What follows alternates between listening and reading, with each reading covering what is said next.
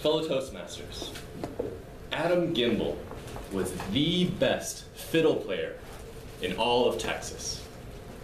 Week after week, folks would come from miles around to the local barn dance just to hear Adam play his fiddle. He was right proud of that fact. Picture it. Young man, tall, early 20s with curly blonde hair, cocky as all get out. He would often boast about his prowess on the fiddle. With my playing, I could charm the longhorns off a Texas steer. I could charm the warts off a horned frog. Heck, my playing's so good, I could charm a rattlesnake right out of her den in the dead of the night. It was this last boast that caught the attention of a dark stranger at the end of the bar. Big, burly man with dark hair, a black cowboy hat, prominent brow, and a bushy mustache. He glowered at Adam as if peering into his soul. "That's quite a claim, young man. But you see, I'm a pretty good fiddle player myself. And I bet you $50 that I could charm more rattlesnakes than you can." "Mister, I'll take that bet. I'm the best there is. I'd take that lucrative bet any day of the week." "Then we have a deal." They made arrangements to meet later that evening at dusk at Rattlesnake Ridge.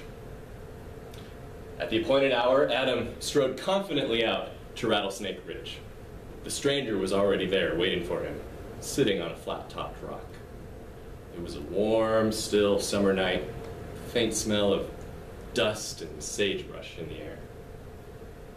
Adam began to tune his fiddle, and the stranger pulled out a fiddle of his own. As he did so, his eyes seemed to glow in eerie red color, barely visible in the light of the setting sun.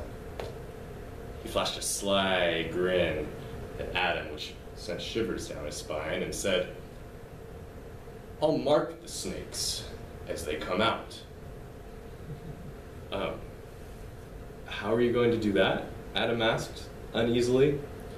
"Well, you see, I am the devil, and I can do anything I please. A yellow dot will mark the snakes who have been charmed by your fiddle, and a blue dot will mark the snakes who have been charmed by mine. You may begin."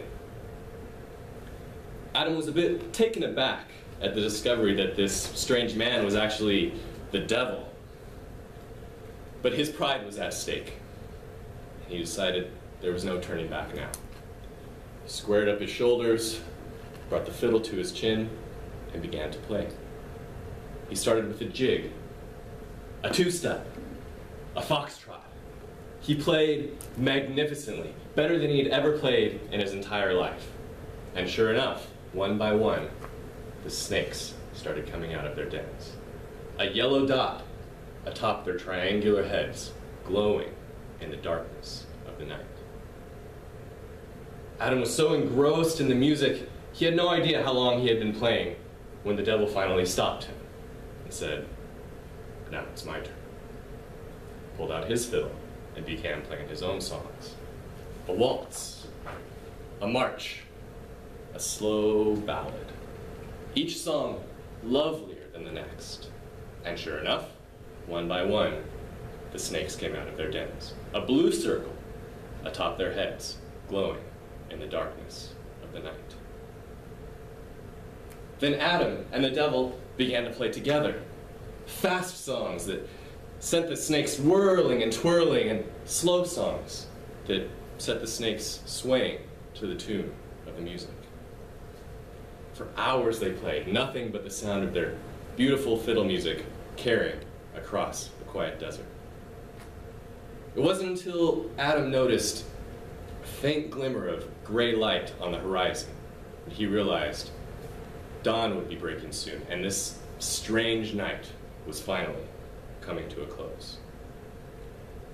He brought his fiddle down and surveyed his surroundings.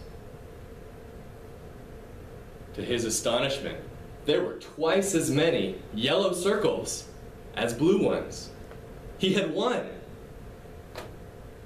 The devil said, "Well, Clearly, I must concede this contest to you. Congratulations. He bowed to Adam, threw a $50 bill on the ground, snapped his fingers, and vanished.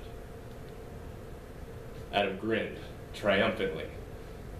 He reached down to pick up the $50 bill and then froze when he heard the sound.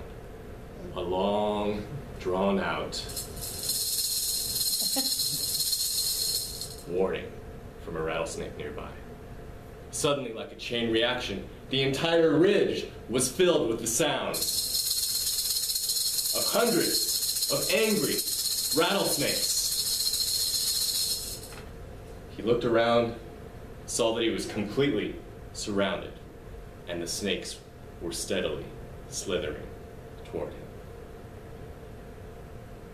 Adam swiftly realized that although he had won the bet, he was never going to get a chance to spend that money. Mr. Toastmaster.